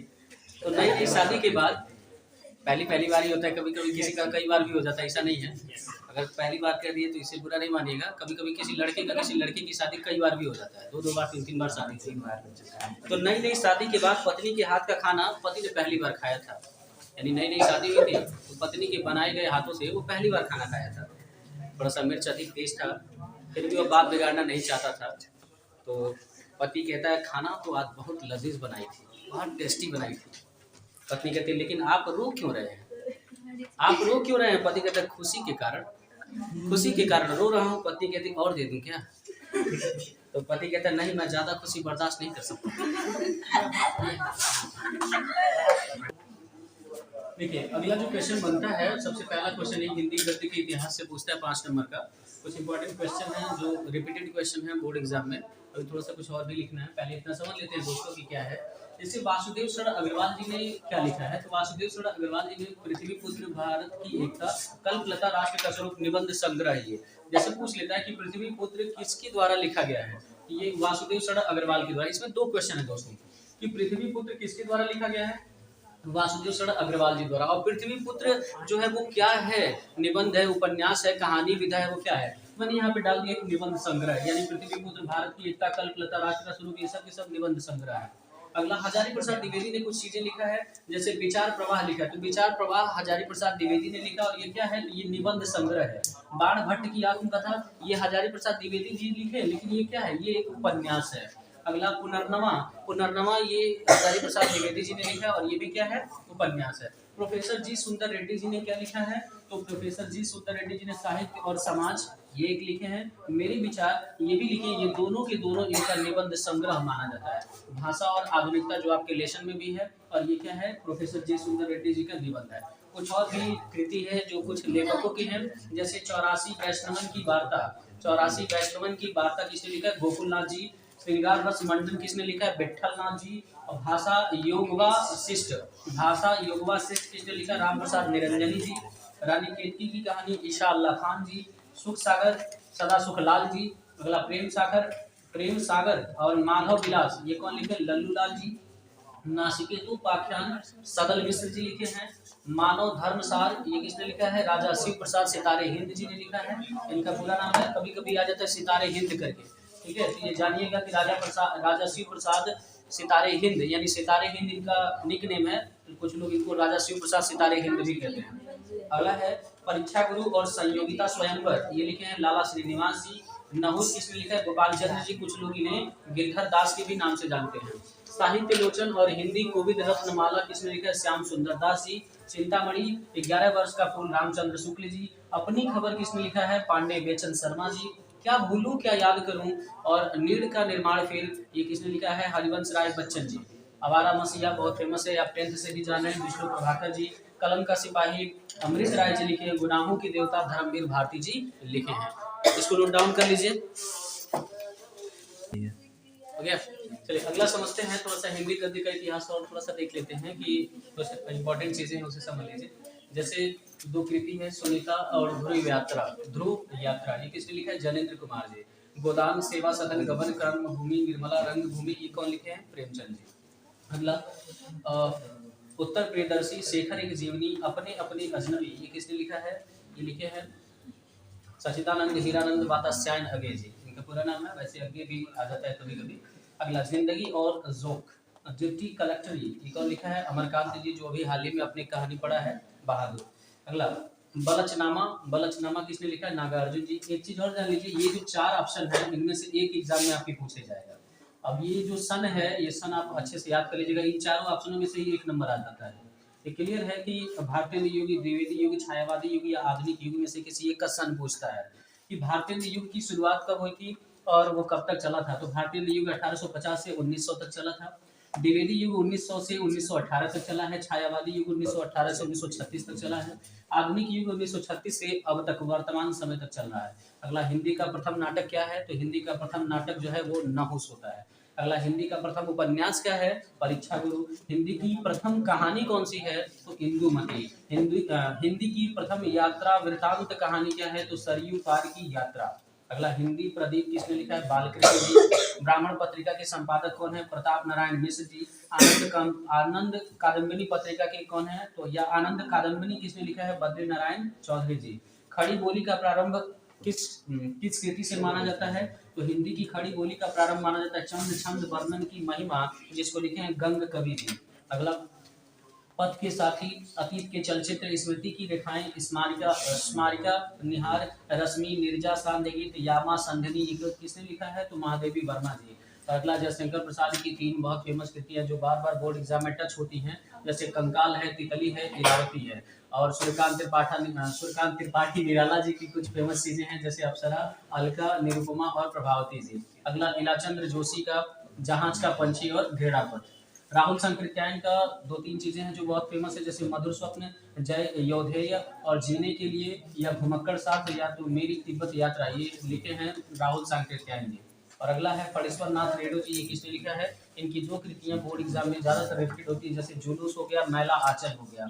अगला ये हरिश्चंद्र जी, भारतेंद्र हरिश्चंद्र जी, थोड़ा सा इनका एक कृति है भारत दुर्दशा, नील देवी, अंधेर नगरी और सती प्रथा, ये किसने लिखा है, तो हरिश्चंद्र जी। दोस्तों अगर इतना आप प्रिपेयर कर लेते हैं तो ये तो नहीं कहेंगे, आपको इतना आश्वासन नहीं देंगे कि 5 में 5 मिलेंगे, लेकिन हाँ इतना जरूर कह सकते हैं कि 5 में 4 ऑब्जेक्टिव आपको चांसेस ज्यादा है, 90-95% उम्मीद है कि आपको मिल जाएगा। हो सकता है कि 5 में 5 भी आ जाए, लेकिन मान लीजिए झूठी तसल्ली देने से कोई फायदा नहीं है। 5 में 5 भी आ सकते हैं, वैसे कम से कम 3 मिल जाएंगे और ज्यादा से ज्यादा 4, और अगर आपका भाग्य और नसीब आपके साथ रहा तो 5 में 5 भी मिल सकते हैं, जो अगर आपके नसीब में लिखा है तो। मुझे लगता है कि आप थोड़ा सा पढ़ते पढ़ते बोर हो गए हों, इसको नोट डाउन कर लीजिए, मैं एक आपको जोक सुना दे रहा हूँ तब तक। एक पति था, एक पत्नी थी, स्टार्ट करिए। एक पति था, एक पत्नी थी, तो पत्नी अपने बदन को निहारते हुए देहाती स्टाइल में अपने पति से पूछती है, ये जी देखिए ना कैसे लग रही हैं, देखिए ना हम कैसे दिख रही हैं। तो पति उसका कहता है, मतलब कहता है ठीक दिख रही हो, तो सही से बताइए ना कैसे दिख रही हैं। कहती पहले मेरी कमर पेप्सी की बोतल की तरह थी, आपको पता है, पहले जो मेरी कमर थी पेप्सी की बोतल की तरह थी, ससुराल में आकर बुरा हाल हो गया। तो पति कहता है अभी तुम्हारी कमर पेप्सी की बोतल की तरह ही है, पर सिर्फ इतना है पहले बोतल 300 ml की थी, अब 2 लीटर वाली हो गई है। हो गया। चलिए अगला क्वेश्चन हम लोग समझते हैं। जो अगला क्वेश्चन 5 नंबर का पूछा जाता है वो पूछा जाता है हिंदी पद्य साहित्य का इतिहास। और हिंदी पद्य साहित्य का इतिहास में 5 नंबर का पूछा जाता है दोस्तों।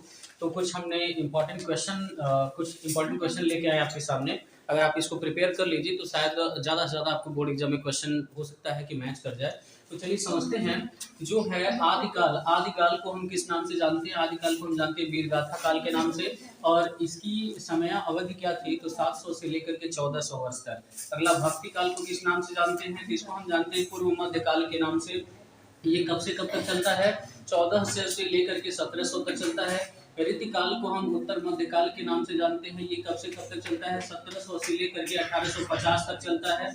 ठीक है। उसके बाद आधुनिक काल, आधुनिक काल को हम किस नाम से जानते हैं? 1850 से लेकर के अब तक चलता है। ठीक है। कुछ इंपॉर्टेंट लेखक हैं, उन लेखकों की कुछ रचनाएं हैं, उन रचनाओं को हम जान जाते हैं। जो हमारी आंसू है, आंसू है, कामायनी है, लहर है, तितली है, कानन कुसुम है। इन रचनाओं को किसने लिखा है? इन रचनाओं को लिखे हमारे जयशंकर प्रसाद जी। ठीक है। कुछ और इंपॉर्टेंट चीजें जान लीजिए, जैसे सूर्यकांत त्रिपाठी निराला जी का है। सूर्यकांत त्रिपाठी निराला जी ने क्या लिखा है? सूर्यकांत त्रिपाठी निराला जी ने क्या लिखा है? जैसे इसमें परिमल लिखे हैं, गीतिका लिखे हैं, अनामिका लिखे हैं, सरोज स्मृति लिखे हैं। ठीक है। इनकी कुछ फेमस कृतियां हैं, परिमल है, गीतिका है, अनामिका है, सरोज स्मृति है। एक चीज और जान लीजिए, ये बार बार पूछा जाता है, इंपॉर्टेंट में होगी, जो सामान्य हिंदी पढ़ रहे हैं उनके लिए बहुत इंपॉर्टेंट है कि सरस्वती पत्रिका को किसने लिखा है? तो इसको लिखे हैं महावीर प्रसाद द्विवेदी जी। अगला सुदर्शन को किसने लिखा है? तो इसको लिखे हैं एक खत्री करके राइटर है, उन्होंने लिखा है। साकेत किसने लिखा है? तो साकेत को लिखे हैं मैथिली शरणगुप्त जी। अगला तार सप्तक कौन लिखा है? तो सच्चिदानंद विवेकानंद जी लिखे हैं। प्रिय प्रवास की चित्र किसकी रचना है? तो अयोध्या सिंह उपाध्याय हरिऔध की रचना है।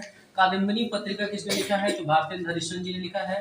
अगला कुछ सुमित्रा नंदन पंत की कुछ कृतियां हैं, जैसे ग्रंथि है, पल्लव है, गुंजन है। ये कुछ कृतियां हैं उनकी फेमस। अगला समझ लीजिए बिसल देव रासो, ये किसने लिखा है? नरपति नाल जी। अगला पृथ्वीराज रासो किसने लिखा है? चंद्रवर दाई जी।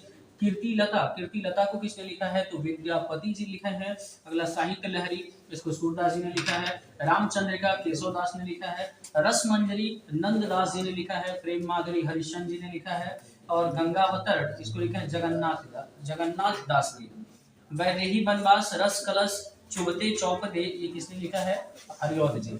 अगला समझते हैं साकेत, भारत भारती, द्वापर, सिद्धराज, मैथिली शरणगुप्त ने लिखा है। कला और बोधा चांद, इसको लिखे सुमित्रा नंदन पंत जी। हारे को हरिनाम, परशुराम की प्रतिज्ञा, इसको लिखे हैं रामधारी सिंह दिनकर।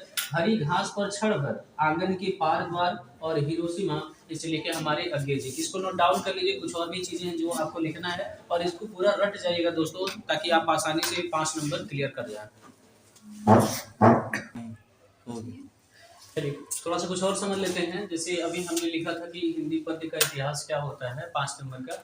ये 4-5 और हैं जो इम्पोर्टेंट है, उसे देख लीजिए। जैसे चांद का मुंह टेढ़ा है, जैसे किसने लिखा है? गजानन माधव मुक्तिबोध, इनका पूरा नाम है गजानन माधव मुक्तिबोध। अगला है अंधा युग किसने लिखा है? तो धर्मवीर भारती जी।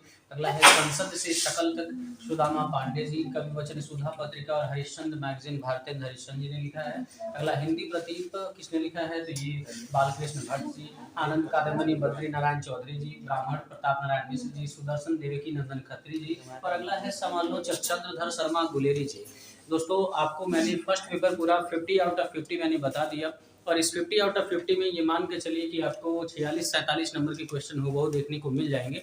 जो 40 नंबर पढ़े वो तो हुबहू मिलना है, उससे बाहर तो कुछ नहीं आता। लेकिन ये जो 10 नंबर ऑब्जेक्टिव पढ़े हैं, इससे भी 10 में मान के चलिए मैक्सिमम 6, 7, 8 तक मिल जाता है। तो इसको आप अच्छे से प्रिपेयर करिएगा। फिर मिलते हैं आपसे अगले वीडियो में। Till then take care, bye bye, good night.